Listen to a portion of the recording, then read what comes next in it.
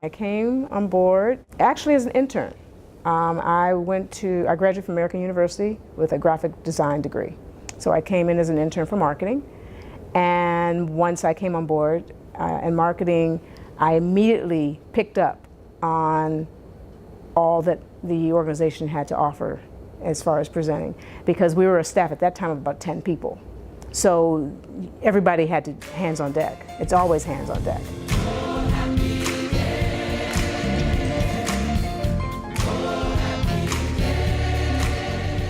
I valued the opportunity of at least being in the working relationship with Mr. Hayes. Mr. Hayes was much like what Doug's doing right now in the emeritus position, but Mr. Hayes was still the advisor. He would come in and in the midst of a staff meeting would just turn the staff meeting into an Irish story that you would leave laughing about.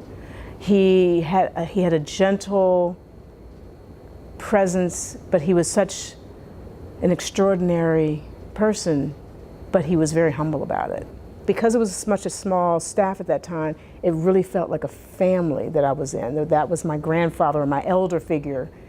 Dad was Doug, and everybody else were the brothers and sisters. So it felt very much like that, and it was to the point that I felt that close to him, and everyone felt that close to him. To have that opportunity to work with these founding directors, Mr. Hayes, Doug, that time was still precious because I still got to get an essence of what was important to them at the time and to see their drive.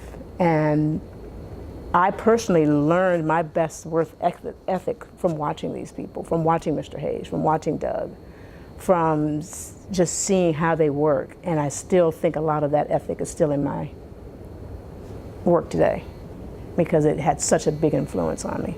I immediately, in working with Washington Performing Arts, recognized that from working with a small staff to even growing to now, teamwork is so important. I mean, everybody has a role.